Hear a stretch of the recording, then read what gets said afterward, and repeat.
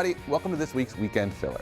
Weekend Filler is the show that's exactly like it sounds. It's content we use to fill our weekends. Content about people just like you all over the Delaware Valley. We like to say we're putting the U back in UHF. Look it up, youngsters. First up, we've got an amazing show us your stuff that's literally out of this world. This one goes out to Carrie Fisher. At PHL 17, we were so bummed that she died. This one's for you.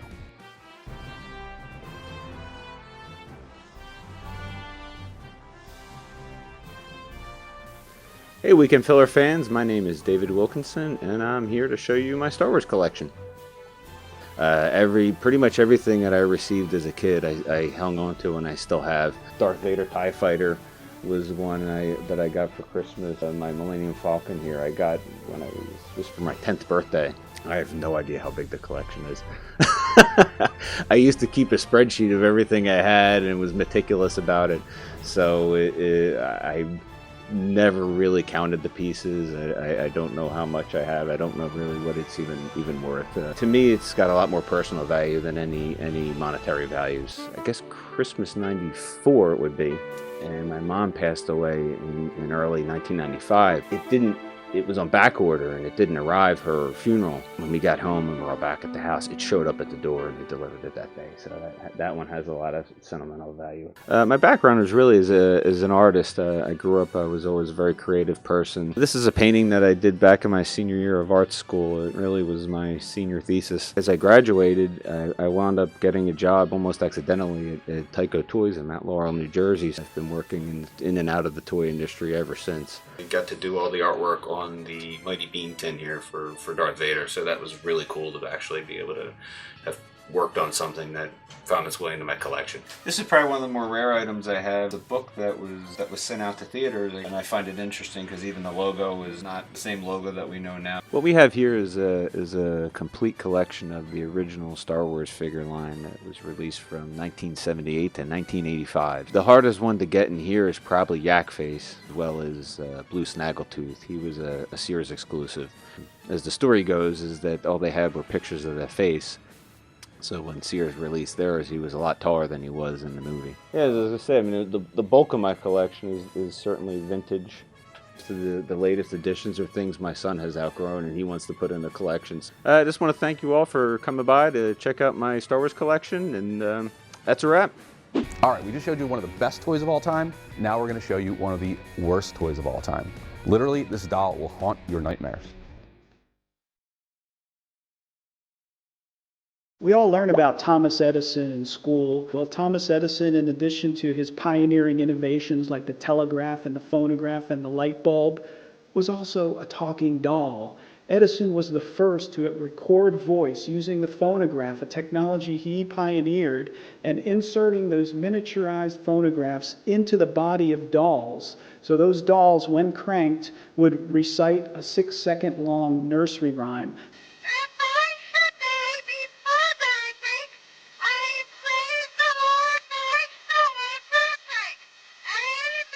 This is one of the very rare examples of an Edison talking doll. The head is made of handcrafted porcelain. It was made in Germany, the head, and imported to the United States. And here in New Jersey, at Thomas Edison's factory, a miniature phonograph was inserted into the back of this doll. And the horn, the device that would actually emit the sound, was in the doll's chest. Even though a pioneering innovation, the technology and the doll itself was a commercial failure. And one of the reasons for that was that if you ever listen to the talking doll, it sounds incredibly creepy, so much so that Thomas Edison himself called his doll line his little monsters.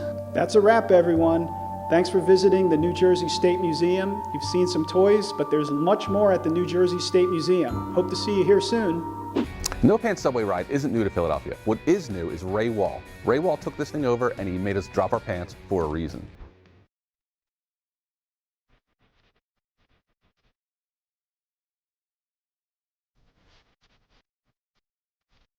Good afternoon, Philadelphia. Good afternoon, world. I am Ray Wall, the owner of Got Laundry. I'm an entrepreneur, a philanthropist, a father, and a husband. I'm here to bring you guys the Philly edition of the No Pants Subway Ride today. Now, as you're seeing people on the train, acting normal as they would, commuting from and to. We're going to see guys taking their pants off.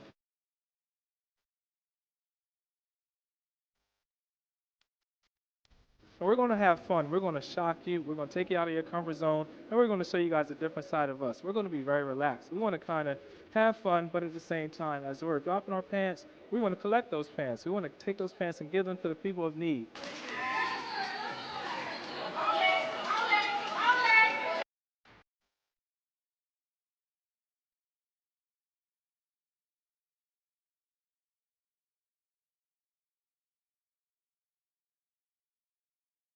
Be an adult but act like a kid, because I feel like not a lot of people do that anymore. I did not want to take my pants off because it's freezing cold, but I'm so glad I did. We're out here having a blast.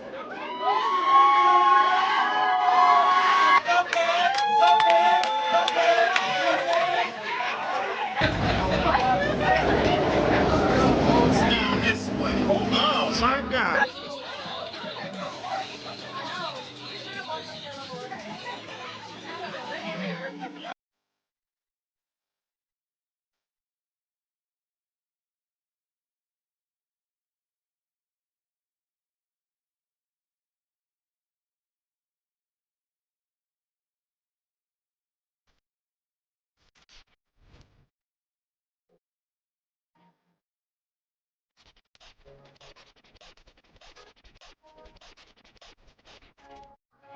It's about having fun, it's connecting with strangers, it's getting out of your comfort zone, and it's doing something good for the community, giving back our pants.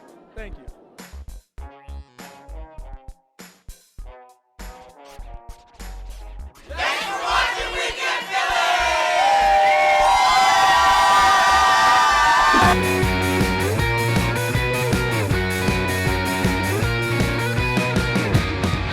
My piece is based off of Giuseppe Arcimboldo's paintings. It's a more modern day painting, and I like this one because of how vibrant it was and all the different colors. Welcome back, Filler fans. We hope you didn't get a snack because we're going to teach you how to make the perfect hoagie right now. PHL 17 fans will recognize these hands.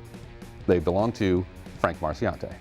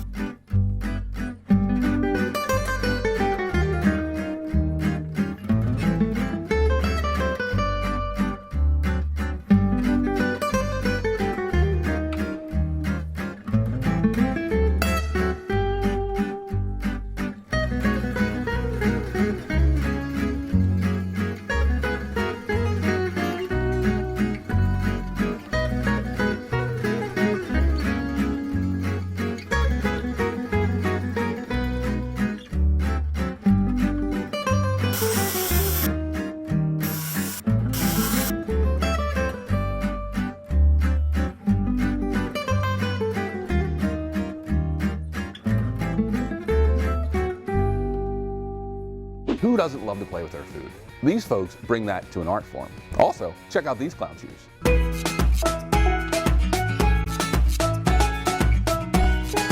Hi everyone, welcome to the Food is Art exhibit at the Atlantic Cape Community College. My name is Gina Racanella and I'm a baking and pastry major at the Academy of Culinary Arts. I was in the Advanced Decorative Concepts class and our chef, Chef Chelius, assigned this assignment basically because it is a decorative piece. My piece is based off of Giuseppe Arcimboldo's paintings. It's a more modern day painting, and I like this one because of how vibrant it was and all the different colors. It's all edible technically, besides the board that it's actually on. But it is all marzipan, and you just use a little bit of water to stick it together instead of glue or egg whites. To make this piece, it was over the course of the 15-day class, and we were either able to work on it in class or at home, and I'd say altogether it took between like 8 to 12 hours. As a kid, I've always played with my food, so it felt good to actually be able to play with my food and not get in trouble by my parents, and now it's in an exhibit, so it's pretty awesome. Hi, I'm Donna Connor, one of the featured artists at the Food as Art exhibit at Atlantic Cape Community College. I've put in a little bit of a variety, some commercial work, some editorial work, and this photo behind me is of Chef Deb Pellegrino, who is an alum of Atlantic Cape's Culinary Academy. And she had been asked to be on a cover for an industry magazine and came up with the concept, because she's a baker, to make some fancy cupcakes and have the seagulls on the Atlantic City boardwalk come and clutch them, out of her hand. And we threw cupcakes around for 20, 30 minutes and, attracted the seagulls and made some art. The mushrooms were photographed in my studio, and we used a technique that was new at the time. There were high-powered flashlights, so there was really no light in the room. The shades were drawn, and then went in with teeny-weeny flashlights and lit the inside of the mushrooms. This is one of the many sculptures I've been fortunate to photograph for Chef Michael Williams. This one is made of tallow and different spices to add the coloring. Tallow is beef fat. And Chef Williams goes around the country and around the world entering these sculpting contests, frequently coming home with the top prize, if not multiple ribbons and medals for his work. The detail in this is just so amazing. I probably spent a good hour and a half photographing it. You can see in the stitching on the pockets, it just looks so real.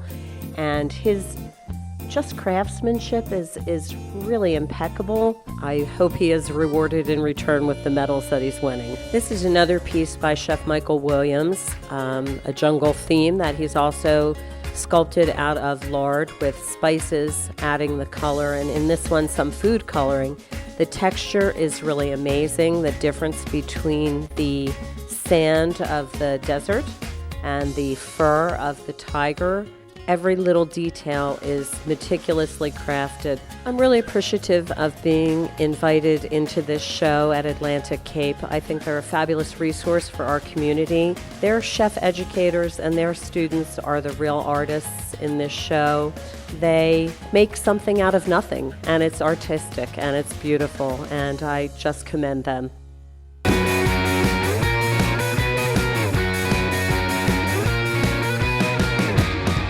I've done a bunch of TV shows. I was on the David Letterman show. Welcome back, Fillerinos. Next up, a filler first. We've got someone who originally appeared on David Letterman, and now he's on filler. So all you other Letterman alumni, call us.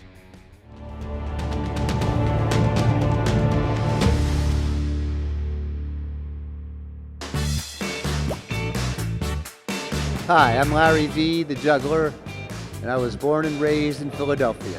When I was 13 years old, I figured out how to juggle 2 oranges with one hand. Then I learned how to juggle 2 oranges with the other hand, and then I switched back and forth, and I was juggling 3. I was hooked. Yes, it was fun, and I needed something to do with my time.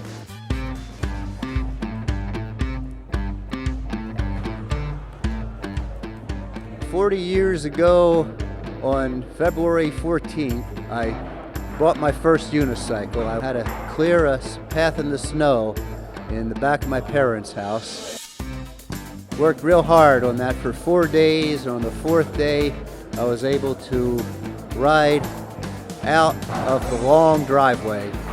That's been my main job in the last few years. I've been doing a little bit of extra work, but performing is mainly what has enabled me to build up my portfolio all these years.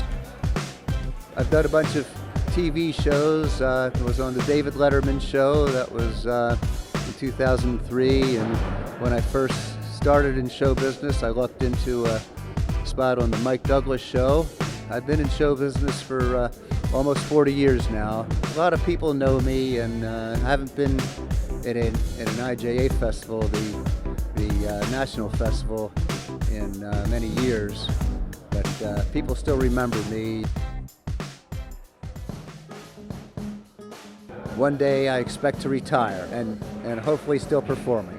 I want my last words to be, cancel all my bookings. Not, oh boy, I'm finally getting out of this nursing home.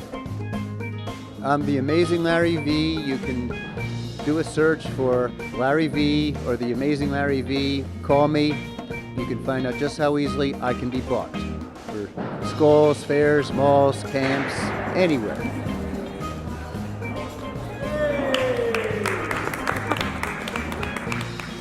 I'm Larry Vee, the juggler. You're watching Weekend Filler.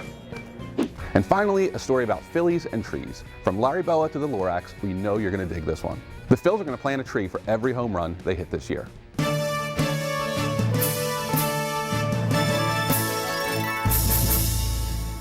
he is, ladies and gentlemen. The best mascot in sports, the Philly Fanatic, everybody. The Big Green Philly Fanatic is helping to make more green space in the city of brotherly love.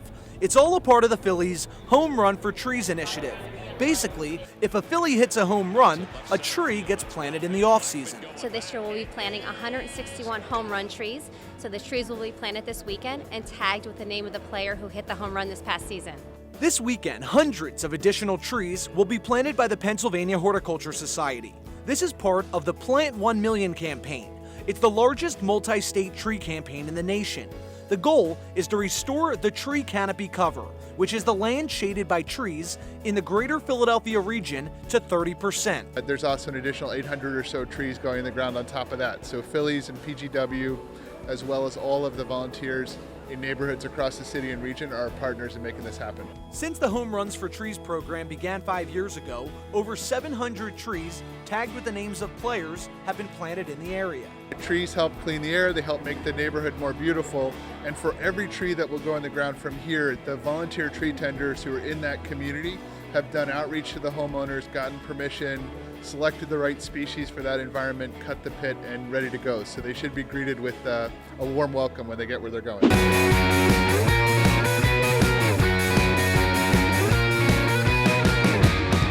But we got a lot of game show left. Jimmy, you ready? Yeah.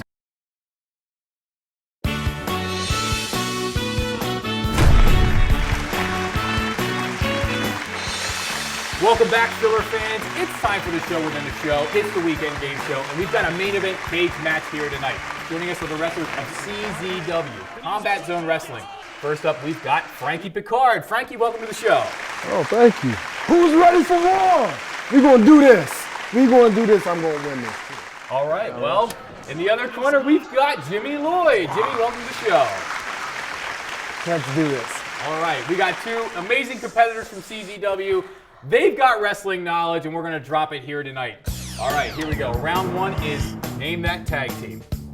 So, Frankie, you're up first. Here's your question.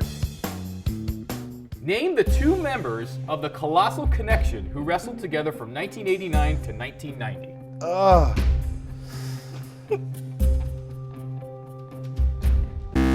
Time's up. I'm sorry, Frankie. The answer is Haku and Andre the Giant. I mean, Andre the Giant's one of the most, iconic wrestlers of all time. All right, so goose egg for Frankie, but we got a lot of game show left. Jimmy, you ready? Yeah. These questions are kind of hard. It could be a little difficult, but I think you're going to do well in this one. Let's see what you got. All right, so next up. After the Young Stallions split up, Paul Roma had a short singles career before partnering with who in 1990? 1990? Yep, it was 1990.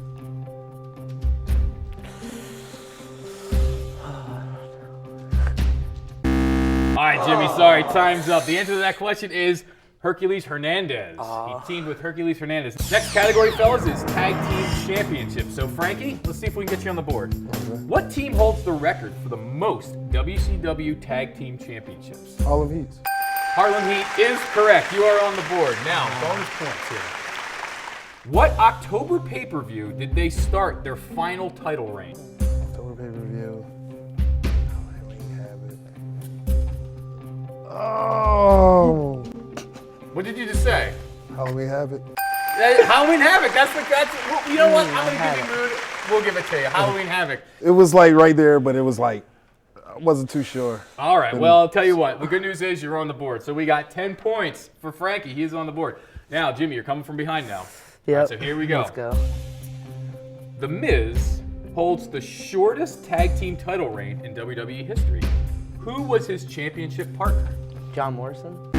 Oh, it was a John, but it was John Cena. Damn it. Okay, guys, round 3 hits a little closer to home for you guys. It's CZW alumni. Okay, you guys ready? Frankie, you're in the lead. And here's your question. Who is the only wrestler in history to hold both the WWE Championship and CZW World Heavyweight Championship? Dean Ambrose. Dean Ambrose is correct. You are on the board with another 5 points. Bonus points. How many CZW title reigns did he have? 1. Sorry, the answer was 2. He had 2 title reigns. So we're moving over to Jimmy. Jimmy, I've got some bad news. You can't win. But the good news is you can get on the board and play for some pride. All right? Yeah. All right. Which world champion has the shortest reign in CZW history? Christopher Daniels. Correct answer is Nick Burke. Nick Burke. But bonus points. Here we go. We're going to get you on the board. Who has the longest World Heavyweight Championship reign in CZW history? Drake Younger. That is correct. Drake Younger, who is now an NXT referee. How about that? All right, guys, that's going to do it. We've got our winner, and it is Frankie Picard. Frankie, you are our winner on the Weekend Game Show. Yes. Awesome. How do you feel? I feel great. Well, congratulations. You are this week's winner of the Weekend Game Show. Jimmy, thanks for coming. We're going to see you at the next CZW show. Yeah. And see you kicking butt out there in the ring in Voorhees, New Jersey. Yep, you will. All right, awesome. Well, that'll do it for this cage match of a Weekend Game Show. For a full list of upcoming CZW shows, check them out at czwrestling.com. That's czwrestling.com. And be sure to head over to weekendfiller.com to see all the awesome CZW content we've put together. My personal favorite is the Go Pro Wrestler site. Tony, we'll send it back to you. So that's our show. Thanks for watching and supporting Filler. We hope you have as much fun watching it as we do making it. Remember, you can follow us on social media and send us your great ideas. The greatest stories we're getting right now are coming from people just like you, Twitter, Instagram, Station, Facebook. I'm Tony Romeo, and until next week, we'll see you on the internet.